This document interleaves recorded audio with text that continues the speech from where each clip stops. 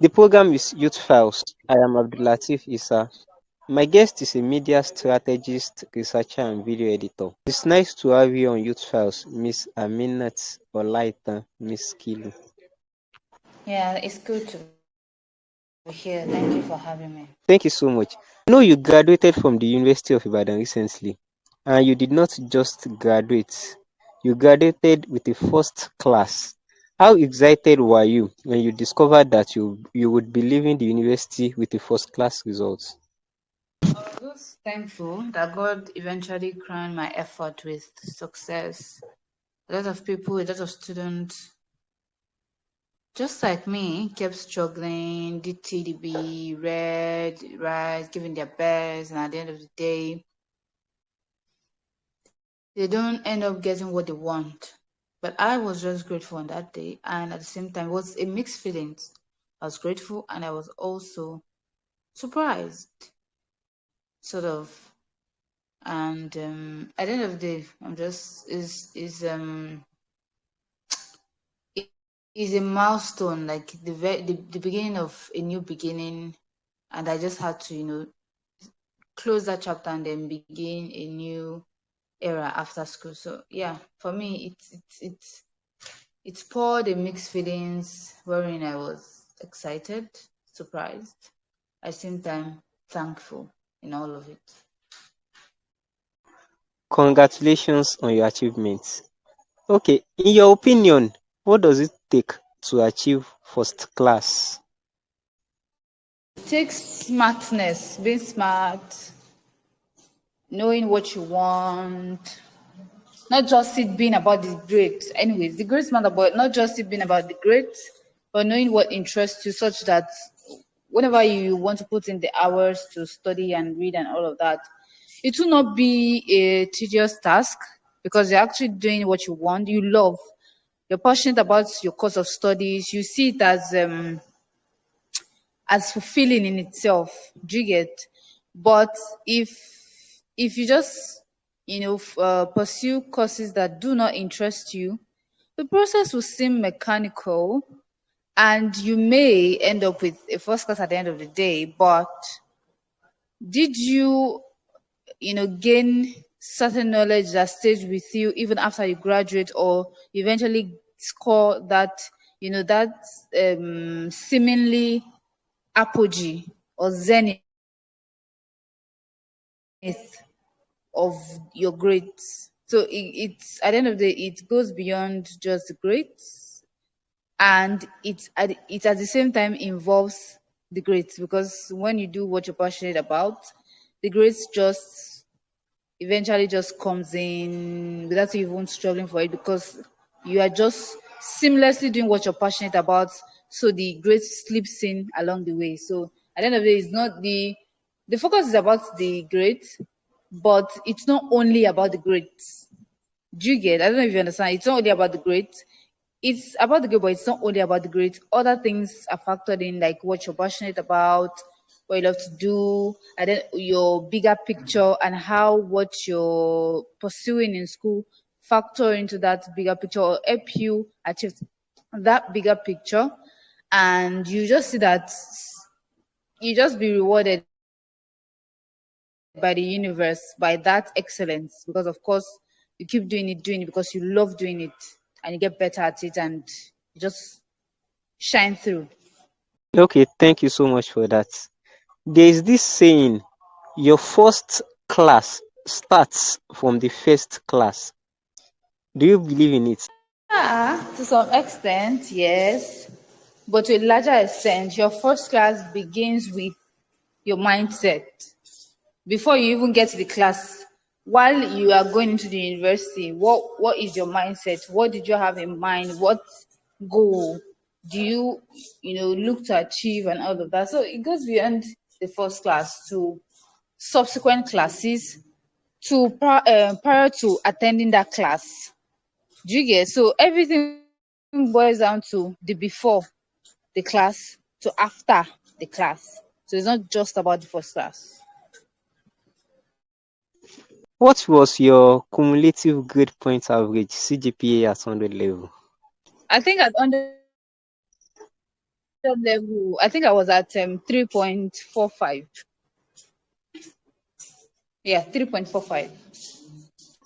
Okay, that was below first class.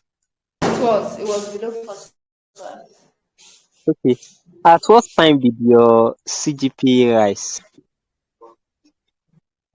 Final year. Oh wow. Oh wow. Congratulations. Thank you. Were there people or associates who contributed to your excellent performance? Well, a lot of persons contributed to my excellent performance, and the very first organization I will mention is a Muslim Student Society of Nigeria. When I was in my freshman year, so I had issues with I think a particular GS course like that English GS 101 and French. So it was that organization that helped me explain things to me. So their lesson, the tutorial they conduct every weekend was what helped me. Then my roommates, I've always been lucky to get each up with brilliant and like-minded roommate that share my vision. So they always at the end of the day inspire me to whenever I want to relax, they inspire me to get back on my feet and keep working and remind myself that this was the vow I made to myself, and there's someone here that even has the same thing, so they remind me. So those people, they may not know it, but in their ways, they contributed to, my becoming process. I know you were a member of your departmental press and the Union of Campus Journalists (UI). In fact, you were at the time the editor-in-chief of your departmental press. How easy was combining academics with extracurriculars? I wouldn't say it's easy because if I tell you what I went through a whole lot because I was at some point I became the editor in chief. At some point, I became the editor in chief while I was juggling two courses together. I was a student at CLA department and philosophy department, so a double honor student. So I was doing these two courses together. At the end of the day, I was still the editor in chief, and I still became the librarian of my department. So all of these things together made me not to really, really, really, really have time for social activities. So it made me to do more of academics, seriousness, always serious, always writing, always doing stuffs. And now I'm finding it hard to, now that I'm in the corporate world and where networking matters and you have to know people, you have to be able to relate with people in a way that makes them feel good enough to connect you with opportunities. I'm still finding my steps, right?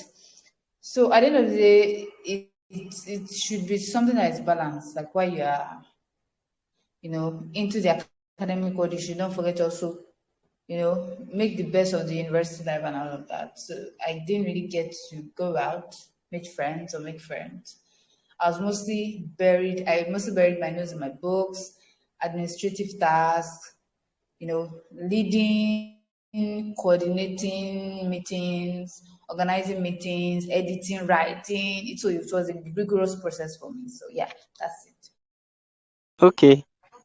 So then what was your reading schedule like as an undergraduate? My reading schedule, well, at some point I was struggling to get what works for me, but with time, in my final year, I began to see what works. I know when I assimilate better. I know when I have to relax. I know when, so I get to, juggle those things better at some point. So at the end of the day, you sort of discover yourself, what works. Imagine spending 4 years in university. So you just figure those things out because you now know, oh, this is the time when I assimilate better. This is the time I should read. So all of those things are just there. So to the extent I even have a personal timetable for reading, and I decorate my surroundings with different things that inspires me to read. I positioned my room with different such that when it's time for me to read, it's not hard. So my books are already positioned in a way that when I just stand up, I get to just sit in front of the table and reading start. So it's all about it's beyond just scheduling. It's all about conditioning your environment to inspire you to read and follow through with whatever schedule you've realized that works for you. So it depends on what works for each individual. So you just sort of settle or glide into those things with time before because you eventually discover what works for you in the long run. So I can't really precisely say this is what worked for me, but I just realized that at some point I love to read. At some point I have to design my space to allow me read better and make my roommate also understand that, oh, I'm reading, you can't do this, you can't do that. So yeah, I don't really have a specific mechanical process that I use in doing that. Okay. What were your most memorable moments and challenging moments in school, if any? Well, my challenging moment was okay. My challenging moment was at the end of 300 level when I felt I've done a lot of work, and when you know grades were compiled, I realized I wasn't still on first class. That was the most challenging moment for me, but I still was able to tell myself that it's not the end of the road.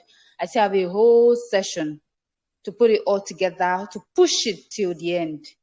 So I guess at the end of the day, it's a blessing that I never achieved first class at the preceding sessions to my final year, because I realized some of my peers that actually have been on first class, maybe 100 level, 200 level, and now eventually relax, did not make it to the end at the first class, then they dropped maybe by 2 points, 1 point, 5 points, and like that. Like so, because I never got to that point from the beginning, I was just closer, closer, closer. So I keep walking, keep psyching myself up. You can do this, you can. So yeah.